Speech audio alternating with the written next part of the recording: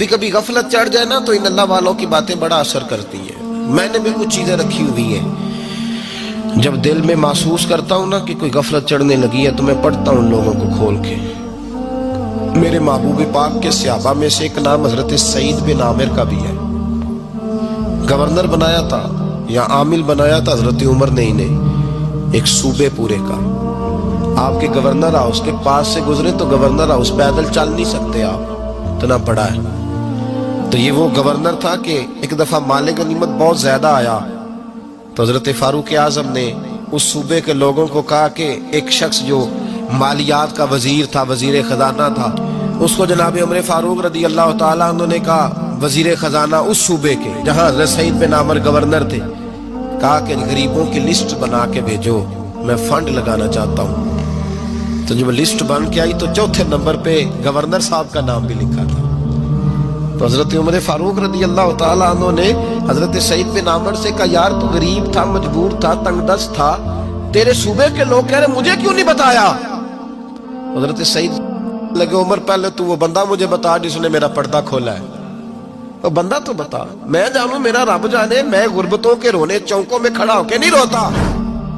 میرے پاس کو رنج و علم ہو تو میں اپنے رب کی بارگاہ میں عرض کرتا ہوں، میں اپنے محبوب کو بتایا کرتا ہوں، میں غربتوں کے رونے دنیا داروں کے سامنے نہیں روتا. حضرت عمر گئے، گورنر صاحب کے مقرر کرنے کے بعد 2-4-5 مہینے کے بعد جب حضرت سعید بن عامر کی گورنری کو تھوڑا وقت گزر گیا تو حضرت عمر کا طریقہ تھا، گورنروں کا پتہ کرتے تھے.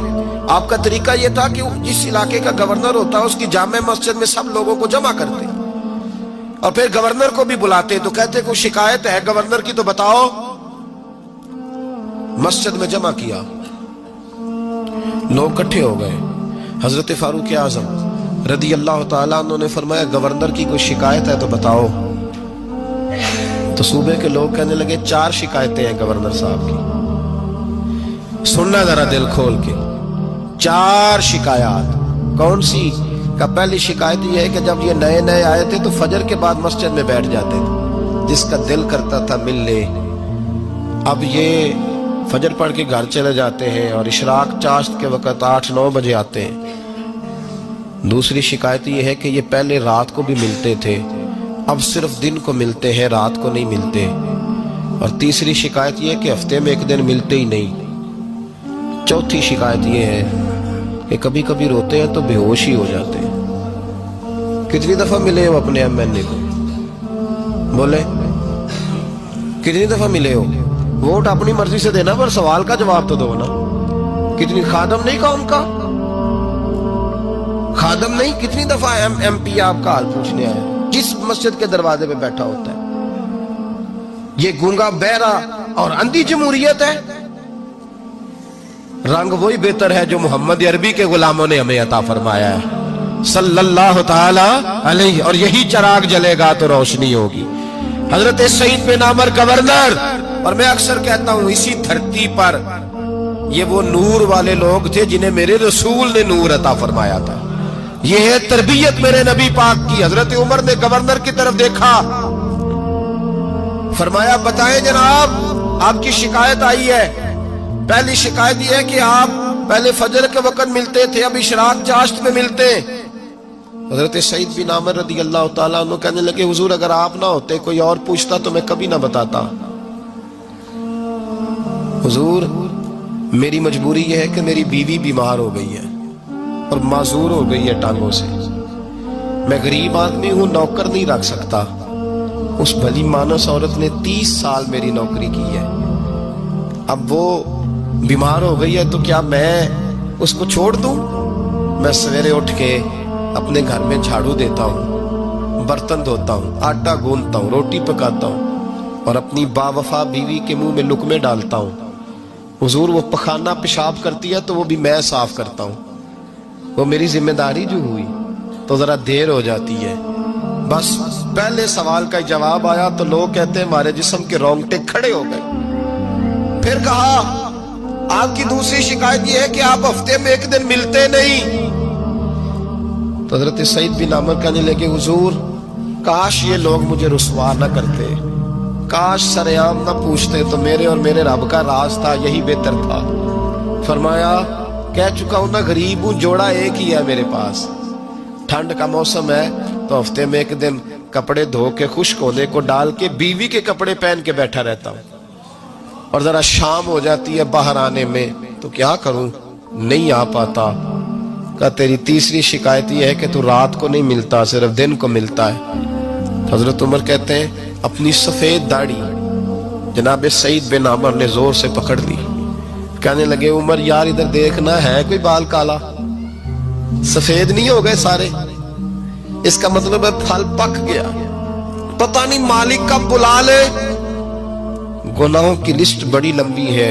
मुसल्ले पे बैठ के मालिक को मनाता रहता हूं, उसको कहता हूं यहां पर्दे रखे हैं तो वहां भी मेरे पर्दे रखना।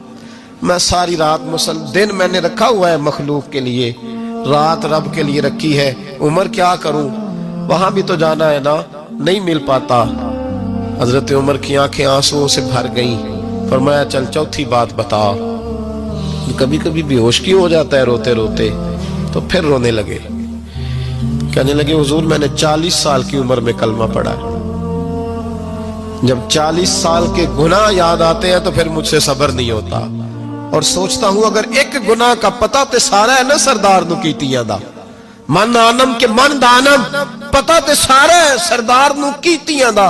और जब 40 साल की खताएं याद आती है तो रो पड़ता हूं, और सोचता हूं अगर मालिक ने खड़ा करके पूछा तो जवाब क्या दूंगा।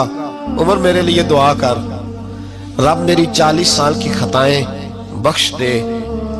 हजरत उमर रोने लगे। जनाब सईद बिन आमर कहने लगे बड़ी बातें हो गई, मेरे बड़े पर्दे खुल गए, चल अब मेरी सजा का ऐलान कर मैं जाऊं। उमर अब बता, मैंने जवाब दे दिया, अब शिकायत पर सजा का ऐलान करना मैं जाऊं। तो हजरत उमर ने हाथ उठाए कहा है अल्लाह मुझे इस तरह के कुछ और गवर्नर भी अता फरमा। ऐ अल्लाह मेरे रसूल सल्लल्लाहु अलैहि वसल्लम के गुलामों को इस तरह के कुछ और गवर्नर भी अता फरमा। ये मेरे भाई मेरे रसूल के ये थे वकानु यत्तकून, परहेज। मेरा मजमून और था, रहता चला जा रहा है। ये मुत्तकी लोग थे, ये परहेजगार थे, ये है जिनको कुरान कहते हैं अला इन्ना औलिया अल्लाह ला खौफुन अलैहिम वला हुम यहज़नून। मेरे आला हजरत फाज़िल बरेलवी के छोटे साहिबजादे मुफ्ती आज़म हिंद मौलाना मुस्तफा रजा खान साहब रहमतुल्लाह अलैह के पास एक लड़का बांध के लाया गया रस्सियों से, हुजूर जिन्न है इस पे। वो लड़का बड़ी अजीबो गरीब बातें करता, उसके माँ बाप भी साथ आए। बाप पर्दा, माँ की शान में उसने कोई बेदबी कर दी तो मुफ्ती आजम खड़े थे, तब हुजूर दम कर दे, जिन्न है इस पे। हजरत मुफ्ती आजम दम करने लगे तो उसने अपनी अम्मा को पता नहीं क्या कहा, तू मुझे लेके जाती है, देख लूंगा मैं तुझे। माँ की बेदबी की तो मुफ्ती आजम ने एक थप्पड़ मारा बच्चे के मुंह पे, जिसपे जिन्न था, रस्सियों में थप्पड़ मारा। वो थप्पड़ मारना था, जिन्न दूर हो गया। हुजूर गौसे आजम के नायब थे, वक्त के औलिया के इमाम थे मुफ्ती आजम। अब बच्चा सही हो गया, रस्सियां खुल गई, घर चला गया। शाम को गुलामों से कहने लगे चलो उस बच्चे के घर चले। उसके घर पहुंचे, दरवाजे पे दस्तक दी तो घर वाले बाहर आकर हुजूर आप हमें हुक्म देते, फरमाया बच्चे को बुलाओ। बुलाया, फरमाने लगे बेटे से ठीक है, कहाँ ठीक है। फरमाने लगे अल्लाह की रिजा के लिए मुझे माफ कर दे, मैंने तुझे थप्पड़ मार दिया था, माफी दे दे। कहा हुजूर आप क्या कर रहे हैं। फरमाया बेटे तेरा इलाज ये था, एक तो तू माँ की बेदबी कर रहा था, दूसरा तेरे ऊपर आसेब था, थप्पड़ ना मारता तो आसेब जाता ना, और मेरे एक थप्पड़ से रुखसत हो गया। लेकिन मुसलमान को तकलीफ देने का मतलब नबी पाक को तकलीफ देना है। मुझसे नमाजें नहीं पढ़ी गई, मेरे दिल पे इतना बोझ था, बड़ी मुश्किल से मैंने अपनी इबादत की है 5 वक्ता, मेहरबानी कर। ये थे मुत्तकी लोग, मुत्तकी परहेजगार, जरा भी अल्लाह की नाफरमानी से डरते थे। इन औलिया की मोहब्बत जरूरी है, इन औलिया की मोहब्बत, इनका प्यार ये बहुत जरूरी है। ये वली बड़ा कुछ देते हैं, इनकी मोहब्बत बड़ा कुछ अता करती है। ये अल्लाह तबारक व तआला के बंदे को अल्लाह के करीब कर देते, कुर्ब देते। इस वीडियो को लाइक करें, हमारे चैनल को सब्सक्राइब कर बेल आइकन जरूर प्रेस करें हमारी न्यू वीडियो